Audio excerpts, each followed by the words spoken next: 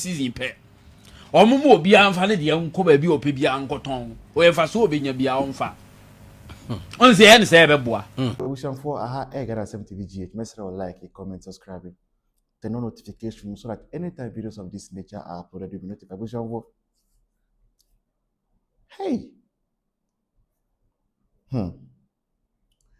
The way NDC dealing with Ghanaians, they say they say ordinary Ghanaians.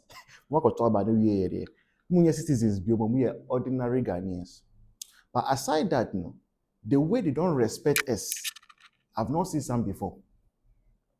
Just say NDC communicators. Ade ya wo mu panie bia na. Asa munye na o madwenye NDC communicators. Because when you sit back and listen to how they answer questions, how they carry themselves, I said they owe nobody an explanation. You can't help but wonder, say, is that people from a government in power? Koko kya fasem we buy, you know. We the obia kebi. Enye people for nkwan. Enye kya for nkwan. Even people who are not farmers, like I say, we the enye fair. So we bet na koye juma sa. April kopel sorry now we 1,111 million every neseka. Like you can't think fire, you can't take madness. And to say be sa aban no say on system na sa dia aban no ye no enye. Eno anu no. Ada sema kofoka no asemboni. Ekwafo no say cocoa no since 1947 hono no. There has not been any single time a cocoa price na conformed. Maybe I cost. And omun penny say this time around no cocoa price every free by 3,600 about 2,500 400 hono.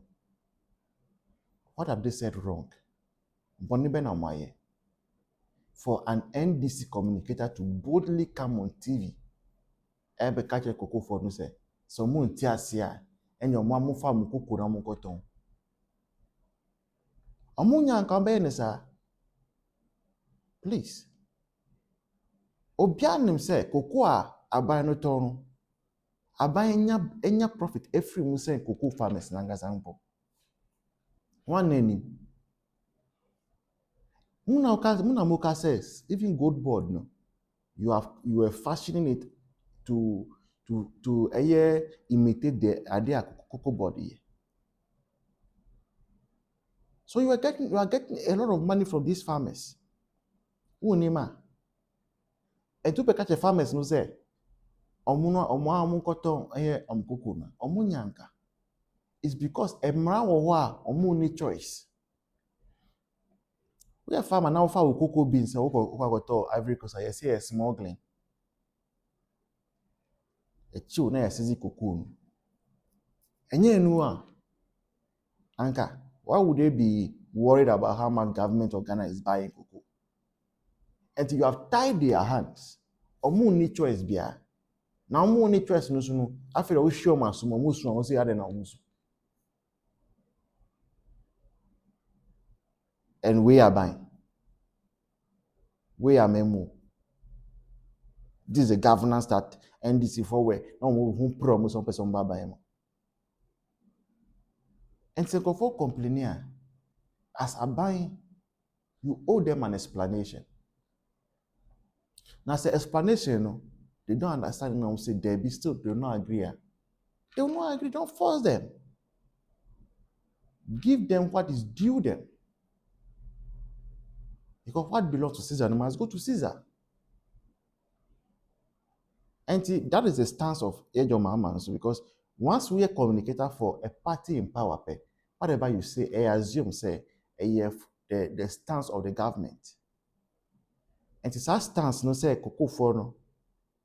They should go and sell their cocoa wherever they want to. Is that the stance of John Mahama, His Excellency? And every John Mahama. So that tomorrow when you go and arrest cocoa farmer, be say, oh, yes, smuggling. Ebeka say a president or mampenia na ema ye ma o chance mo no o koto o product. Kana for ye ka say abato no e wo so so a semu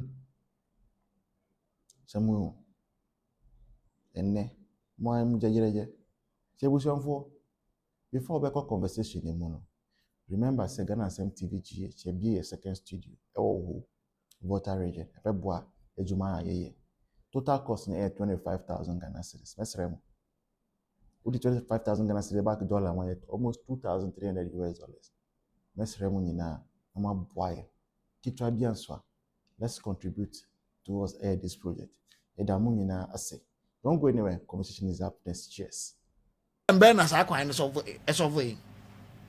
ya yeso fo lan kwan dem enso bedu na traffic ache. Why? Because if Easter is nka nimu ho no ye be pia e de awuro mu akono edu ano ho ani ejai nti problem na ye see ye solve no ya solve. And these are some of the challenges me ya na me wo.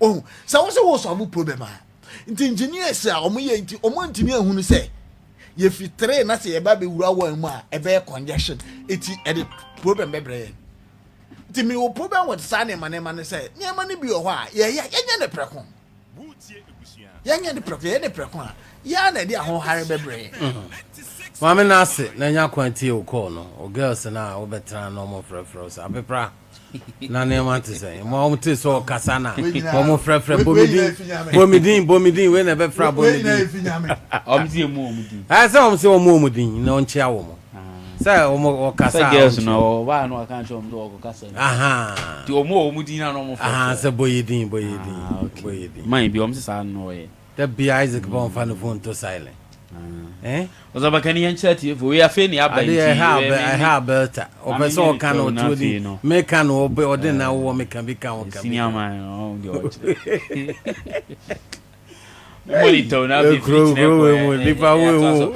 ise se Ozabakani me mabre yanchati fo ni amako aba me so ahwefo no nso momra Facebook awusia 965 FM unsa accident na ise me na magye ginam a de bia me kan accident no asem okurum ha because kurum ha na asem hia yes dabi ensem hunu nko a o ka se baby pageant bia 16 na upiem ewo potiri kurum afọ no East District yanso ya bremo 4 transit bus ni ambulance akopem gban ama nipa 16 na owu omo makagu ahoye konfanoche ekwa adujama ho eni adujama government hospital omo makanigu nipa 16 we atoire ncham kese pa omo nipa nkwa ho a kai atoire ncham kese akroma nyina ya botuntum se de maboyi na nke yedi areho basan se ye nipa ya nwini nipa nkwa ho ntina wuo ntino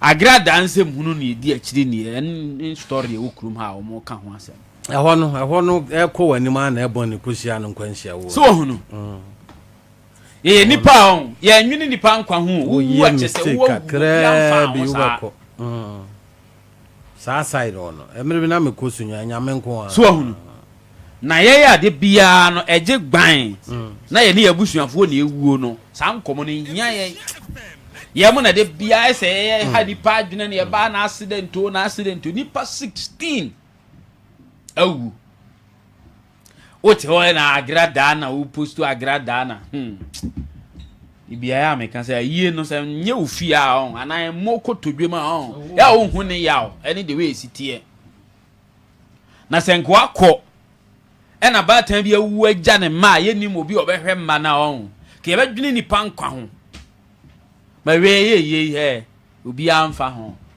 e wo mo ahwere wo ma de hye no wo mo a na esu bade bia no ebisi nti se eche ebeduru obia so se mo me nka ho asem na asem ehia mo me nka ye nya nto ne enko ye nim cruise no so ma hu se newspapers no almost ni nyina a capture e se de o me nam koko afuom ho koko akuafo no ntwa emfofo ani bi mo o mo no after kodi because he ko yo pon kroma mo nkomo o mu di anodom premo de o mo ho adawura num ni nam koko asese akrachefo o ma dan koko akrachefo no me nam koko na se ne nam the wrestling leave no so ye chichira omo so eni koko dua si asase so enei omo na chire so omo do kokofo no epe kokofo na sem na no kwadwo na otempaka ni ya start ya koko nkomo yi bai me betna ha kan mu no kra chire mo se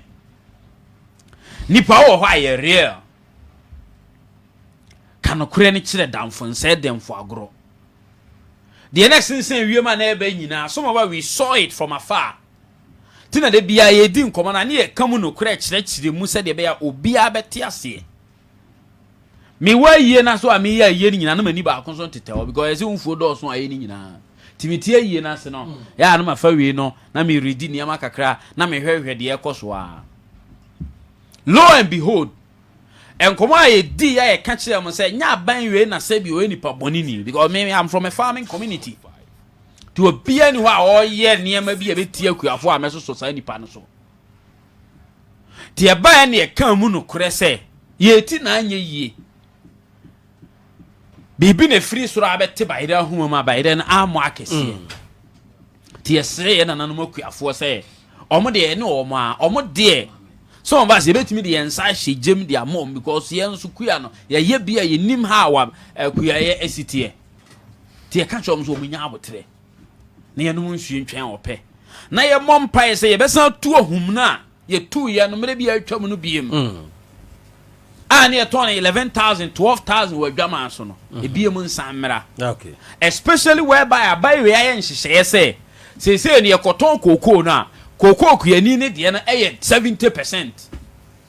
Until you can imagine say koko no sa duru 11,000 12,000 no ne ye timu 70% de makuyani na kuyani ne bedi di peche sa na ne nyina over the years ya kwa say enye no e na ban wi se waye ne mra se enye ne sa ti esre koko akuyafo no say omo open omo eyes to the reality afutu aide ma omo no enno akọ osempaka ni me da sore ya mate se ayifo no kodivoafo no wo mo de sesei anyina boa eja hia to wo mo eja hwo sansa achi ama kodivoafo no na no routers for store na de ba ye no se eche kuri enno me ko hwe ya se atete wo mo bo no so me wo hol man timan ver me ba no pe ya na me se ne me check ya share na wotwe ase no first match yani Inusafu Seni Sunday no Alhaji Inusafu Seni ekasawa okay anti Monday no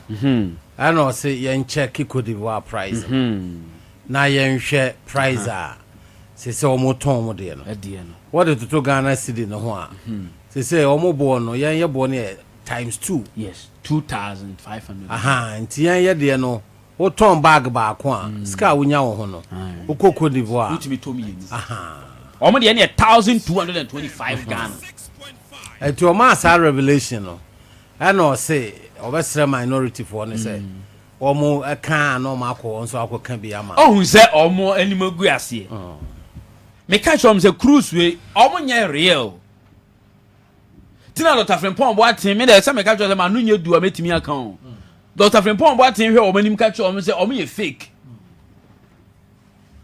media no still omo twena so media mi wie omo so mo do bia ba ni a che dia mi wie tie some examples be bere o ha say obi a wakoton okoko 11,000 awabere o mu 3,001 no dia wakoton ni 2,008 awabere o mu 2,005 no we ni pa purchase ani pa no koton 11,000 ebere o 3,001 no omo se me boa say koko akuafo o mo Cote d'Ivoire ye ma 2,005 no omo de na 1,225 mesre osempakani we dey say NDC for no wo dom dodo no wo mra se bedwam on se koko no se wa tam se wo de ko akoton no aman foforo so no say illegal on mesre omo fa be nko na wan yi de koko season we one season pe omo mo obi anfa ne de nko ba bi ope bi ankoton o ye fa so obenya bi anfa on se en se be boa ana omo mfama ona bukọ ye opon kunu ma ne anodom premo se wo de omo nko wiase be bia nkoton no omo mfa so de mere omo on se nke be twa 70 tietia because say me ma bre e start say ba na me chire mu akwan ya fidie yi so a se Cote d'Ivoire for de 1,002 Ghana dey 2,500 and say 8. Okotu abama John Mahama na how far infantefo wonyum bi a woto wasere komam na wonam wara akofa aba tro hwen kwasi afo agimefo mwansafo asefo mokotu abama John Mahama mwen baby o de Ghana akọ mwen direction na ye de Ghana airport na wo hajia charity hey hajia charity come here pupu to bra na min jaro na min dressu na min srawo wetu abomu se chinkafa ase wate wo hu konkon de gomu egom wenyi mu fi de proko all de nwrem besi ejenjen sisi enyi achilta abo wo hu konkon hey wona wo si den bra wo si den afenya makins wa bodam papa oba abesi a wontumi ndware wo ho wontumi ndi wo ho ne you can't even control your eating. Look at the way I went to a boom. Foolish woman like you. Afenyo markings when we yire ordinary. When we afenyo ne yire ordinary. Wosa ne would say, share. Who yet tree don't bring yourself. Mema me in the fame. Now we tree na wo ye na bad. Semo nima MPP for mano. Mrs. Isia. Because of Dr. Mahmoud Bawumia, Yemubi, we are well polished, we are educated, yet fifi pemu, but because of NDC for Kwasia Fonti, Tisia Yenina, ye Jimmy for one draw. Yes, this is a dim. What's the Monamu training? Isn't that what you said? We are learning from you. In fact, you are 100% right. We learn from you guys. Name on Jane, ya bed graduate, ya boy a doctorate degree na ajimu certificates ayedenam. Look at a person like this idiot called Kevin Taylor. Onwa bej now signed the Samira Bawomiatem ene referring to Samira Bawomiaste or ye makeup no a bokoset. Ejo okojunso and sana wabe bokotet so that when she goes out she will not pee for 8 hours. And Jimmy never been away what's or junso 4 hours. Kevin Taylor we are kwasia. Vice President I born a pampers no anu de won ka. Asaba come back anyin. Vice President anya Lordina kwa anya pampas na odinam. Lordina anya pampas na abodinam. Lordina anya pampas na odinam. Kevin Taylor we are kwasia. When Jimmy, what we bury say can't be.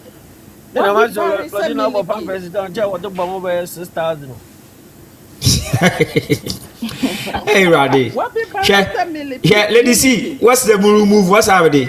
Remove Lady C. Why I should remove Lady C? Man, castle one Lady C live content creating already. Then some of the fine on. Now the motivant. I feel the TikTok motivant. Don't mind them. Don't mind them. Huh? Don't mind them. NDC reporting. We love Lady C. Yeah, make that be me removing what's what restrict your live no. Don't mind them. What one like I wanna what it's when the TikTok what's a fantasy. NDC for now, don't mind them. Lordina we chua bom the Gary ogunsu. Who can be tell her when in so she who papa who fins are poor fin? Idiots like you, who be the Lord Samira tem, shut them dear would this Samira and fakodi Lordina, because Lordina and no share gown, a share ye can say foot a can.